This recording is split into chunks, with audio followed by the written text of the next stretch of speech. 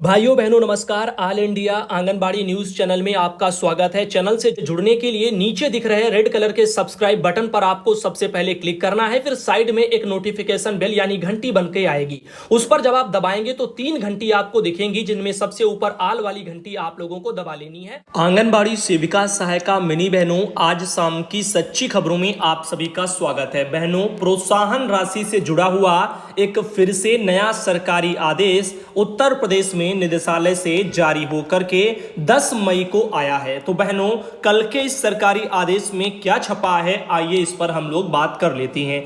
ये लेटर उत्तर प्रदेश के सभी जिलों के डीपीओ महोदय को भेजा गया है और निदेशालय से कहा गया है कि आंगनबाड़ी कार्यकर्ती बहनें, मिनी आंगनबाड़ी कार्यकर्ती बहनें और सहायिका बहनें, इनके प्रोत्साहन राशि जो कि यहां पर जिसको हम पीएलआई बोलते हैं, तो पीएलआई 4 ब्रैकेट में लिखा है पीएलआई 1 2021 वाली, व पीएलआई 5 जो है ब्रैकेट में लिखा है पीएलआई 2 2021 वाली। तो पीएलआई 1 और पीएलआई जो 2 है, इससे संबंधित पीएफएमएस पोर्टल पर फीडिंग के संबंध में यूजर आईडी बनाए जाने के लिए हेल्प फाइल प्रेषित किए जाने के संबंध में जानकारी आई है। तो यहां पर इनका कहना है कि पीएफएमएस पोर्टल पर फीडिंग के लिए यूजर आईडी बनाई जाएगी और उसके लिए यहां पर एक फाइल प्रेषित की जा रही है, जिसके संबंध में आपको बता दें इस लेटर में और क्या कहा जा रहा है। और वैसे ये जो लेटर है ये अभी कल 10 मई को रामेंद्र कुमार जी हैं, वित्त एवं लेखाधिकारी हैं, उन्होंने यह लेटर जो है जारी करके निदेशालय से सभी जिलों के डीपीओ लोगों को भेजा है और कहा है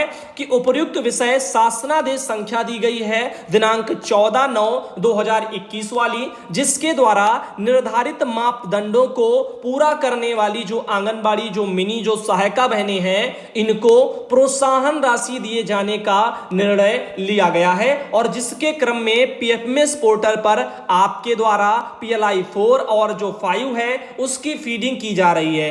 आप द्वारा किए गए अनुरोध के क्रम में पीएफएमएस पोर्टल पर पीएलआई 4 और 5 की फीडिंग के लिए जनपद स्तर पर एक यूजर आईडी के अंतर्गत ही बाल विकास परियोजना कार्यालय हेतु यूजर आईडी बनाए जाने हेतु एनआईसी योजना भवन लखनऊ के द्वारा जनपद स्तर यानी कि डीपीओ लेवल पर सीडीपीओ ब्लॉक यूजर क्रिएट करने का मॉड्यूल बनाने हेतु हेल्प फाइल उपलब्ध कराई गई है। तो एक हेल्प फाइल भेजी गई है, जिसके जरिए क्या होगा कि एक जिले लेवल पर जो है डीपीओ के लेवल पर यहां पर ये चीजें होनी है और सीडीपीओ या फिर ब्लॉक यूजर के हिसाब से एक जो है यूजर आईडी क्रिएट करनी है, इसी मामले में आपके पीएफएमएस से जुड़ी हुई। तो यहां पर इनका कहना है कि जनपद स्तर यानी डीपीओ लेवल पर सीडीपीओ और ब्लॉक यूजर क्रिएट करने से संबंधित हेल्प फाइल इस निर्देश के साथ में संलग्न करके प्रेषित की जा रही है कि दिए गए दिशा निर्देशों का पालन करते हुए पीएलआई 4 और 5 की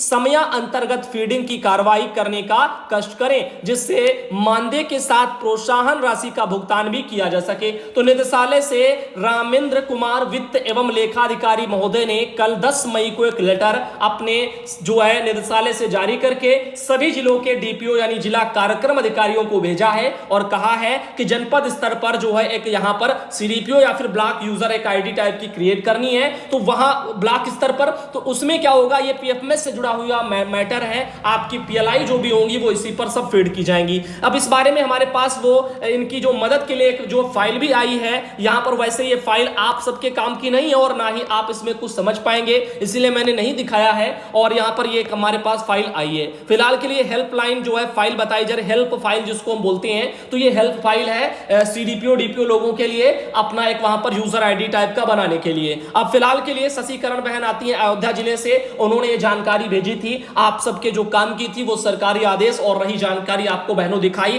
कैसी लगी कमेंट करना। वहीं बहनों आगे चलते और भी आपको बताते हैं। वहीं कहना चाहेंगे कि उत्तर प्रदेश में अभी तक पीएलआई का जो पैसा है अभी हाल ही में जो लगा है एक आध जनपदों में, जहां जहां से बहनों ने जानकारी भेजी है आपको दिखाया है। फूल कुमारी बहन आती मथुरा से, इनका भी 1500 पीएलआई लग गया, लेकिन कहना चाहूंगा कई महीनों के पैसे अभी पीएलआई के बकाया हैं जो अभी नहीं लगाए गए हैं।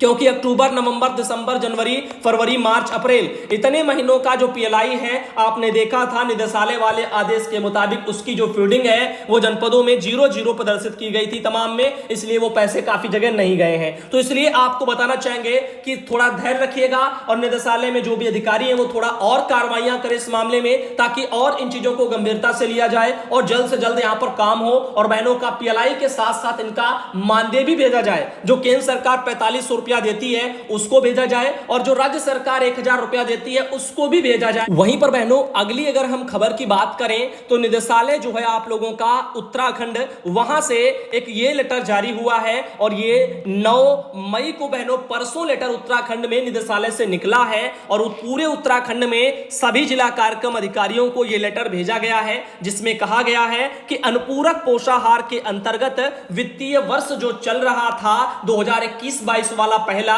उसमें अवशेष भुगतान का विवरण एवं वित्तीय वर्ष जो चल रहा है जो 2022-23 इसमें बजट मांग करने के संबंध में। तो पहले वाले बजट और इस नए बजट के संबंध में जानकारी उत्तराखंड में निदेशालय से आ रही है। आइए इसको थोड़ा देखते हैं। अनुपूरक पोषाहार से जुड़ा हुआ है। इसमें बताया जा रहा है कि उपयुक्त विषय उप सचिव महिला बाल विकास मंत्रालय भारत सरकार नई दिल्ली के पत्र संख्या दिया है 31/3/2022 के द्वारा सक्षम आंगनबाड़ी एवं पोषण 2.0 योजना के दिशा निर्देश दिए गए हैं, जिसके द्वारा अवगत कराया गया है कि पोषाहार के लाभार्थियों का पोषण ट्रैकर में पंजीकरण कराना अनिवार्य होगा। जिस लाभार्थी का पोषण ट्रैकर में पंजीकरण नहीं होगा उस लाभार्थी को योजना का लाभ नहीं दिया जाएगा। साथ ही उन्होंने कहा है कि उक्त के संबंध में अवगत कराना है कि आंगनबाड़ी केंद्र में पंजीकृत लाभार्थी ही योजना का लाभ प्राप्त कर सकता है। लाभार्थियों के पास अनिवार्य रूप से आधार कार्ड होना आवश्यक है और आंगनबाड़ी केंद्रों में सक्षम आंगनबाड़ी के तहत पंजीकरण के समय आधार संख्या जमा करना आवश्यक है। पंजीकरण के समय लाभार्थी को पूरक पोषाहार की उनकी पात्रता, टीएचआर के वितरण की आवधिकता, आंगनबाड़ी केंद्र में वितरण के दिन और समय के बारे में सूचित किया जाना चाहिए। लाभार्थी का यह भी सलाह दी जा सकती है कि वे जब भी टीएचआर प्राप्त करने के लिए आते हैं तो आधार कार्ड प्रस्तुत किया जाए। तो आप बहनें ध्यान देना बाकी राज्यों की, देखिए उत्तराखंड में आधार कार्ड को लेकर के निदेशालय से कितनी सख्ती बरती जा रही है। अब बिना आधार कार्ड के ना ही पंजीकरण होगा और बिना आधार कार्ड के कोई लाभ नहीं मिलेगा और यह अति आवश्यक है। तो यहां पर इसको प्रथम दृष्टया वरीयता दी जाएगी और बाकी राज्यों की बहनों आप अभी से तैयारी करिए। और वैसे भी आपके भी राज्यों में कई बार आधार कार्ड पर जोर देने के लिए लेटर निकाले गए हैं, लेकिन अभी भी जो है समय है, जब भी लाभार्थी आए, आप राशन दे रही हैं अभी तो आसानी से उनको दे रही होंगी, लेकिन उनसे कहिए कि अपना आधार कार्ड बनवाएं। हर बच्चे का आधार कार्ड बन जाता है, चाहे वो 5 वर्ष से कम का भी हो, तो आधार कार्ड बन जाएगा, बनवा लें, उसके बाद ही योजना का लाभ मिलेगा। आगे इनका कहना है और पोषण ट्रैकर पर बिना आधार के जो फीडिंगे हैं वो तो प्रदर्शित हो ही जाएंगी। अगर नहीं लगा है तो हो सकता है पोषण ट्रैकर पर वो बच्चे ना गिने जाएं या फिर वो उनको उस हिसाब से जो है वेरीफाइड ना किया जाए, बिना वेरीफाई वाले रहेंगे, शायद उन पर भी कभी ना कभी एक्शन गवर्नमेंट ले सकती है। क्योंकि ऐसे अगर बिना आधार के वेरीफाई बिना वाले बच्चे ऐसे तमाम फर्जी भी भरे जा सकते हैं। अब ऐसे में विभाग को अगर इस पर शक होगा, लगेगा, तो आगे आने वाले समय में ऐसे बिना वेरीफाइड वालों को बाहर कर सकती है, तो कहेगी। और यहां पर तो कहा जा रहा है कि आधार कार्ड की अनिवार्यता है, तो आधार कार्ड के लिए बाकी राज्यों की बहनों आप भी प्रयास करिए, लाभार्थियों को बोलिए कि वो अपने अपने बनवा लें। इनका कहना है कि इसके अतिरिक्त यह भी अवगत कराना है कि अनुपूरक पोषाहार में लाभार्थी की संख्या के सापेक्ष धनराशि का मिलान नहीं होता है, इसलिए पोषण ट्रैकर एवं एमआईएस के लाभार्थी का डाटा में समानता होनी आवश्यक है। तो जहां कहीं भी लाभार्थी हैं, जो भी रिपोर्ट आप देती हैं, सब में समानताएं होनी चाहिए। अतः वित्तीय वर्ष 2022-23 में अनुपूरक पोषाहार के अंतर्गत मांगा अनुसार बजट आवंटन किया जाएगा। तत्क्रम में वित्तीय वर्ष 2021-22 में अनुपूरक पोषाहार की योजना के अंतर्गत पोषाहार के अवशेष भुगतान का जो विवरण है वित्तीय वर्ष 2022-23 के लाभार्थी संबंधी सूचना संलग्न प्रारूप पर अनिवार्य रूप से 11 मई तक जो है शाम 4 बजे तक उपलब्ध कराया जाए, ताकि योजना के अंतर्गत जो बजट है वो आवंटन किया जा सके। तो डॉक्टर एसके सिंह हैं उप निदेशक उत्तराखंड शासन में, और उन्होंने ये लेटर निकाला। और बहनों आज 11 मई हो गई और इस लेटर के मुताबिक पूरी डेट हो गई है जो भी समय दिया गया था। ममता बहन को धन्यवाद, उन्होंने जानकारी भेजी। साथ ही आपको बता दें कि उत्तर प्रदेश में साड़ियों को लेकर के चर्चाएं हो रही हैं। अभी एक लेटर भी दिखाया गया था, एक बहन ने कहा है कि आंगनबाड़ी ब्लॉक बिहटा, जिला सीतापुर। भाई जी नमस्ते, 2 साड़ी मिली है लेकिन इस पर कोई ना साया है ना ब्लाउज भी है, क्या खाली साड़ी है, क्या 70 रुपए वाली है साड़ी है? भाई मेरी बात सरकार तक पहुंचाए, 5 वर्ष के बाद ये मिली है। तो इनके वहां इनका कहना है कि 5 वर्ष के बाद इनको साड़ी मिली है, और वैसे भी इन्होंने अपना नाम वाम बताया नहीं है, तो अभी इन चीजों की मैं पुष्टि नहीं करता, लेकिन साड़ी विभाग की है और विभाग की बहनें हैं, काफी बार बहनें डर की वजह से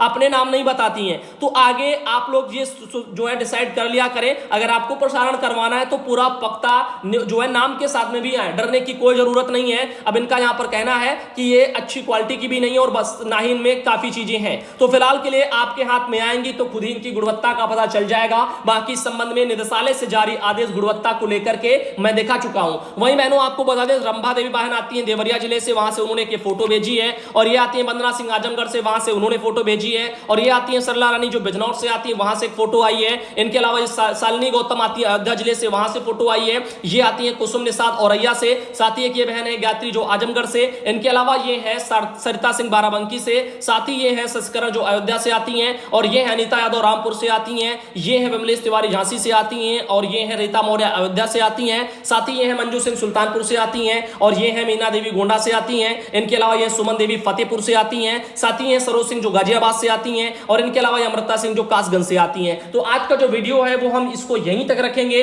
और आप सब भाई बहनों से उम्मीद करेंगे कि आपको ये छोटा सा वीडियो पसंद आया हो। और हाँ, कल सुबह के वीडियो में आपको फिर से नए सरकारी आदेश निदेशालय वाले हार्ट टू योजना से जुड़े हुए लेकर के आ रहे हैं। बढ़िया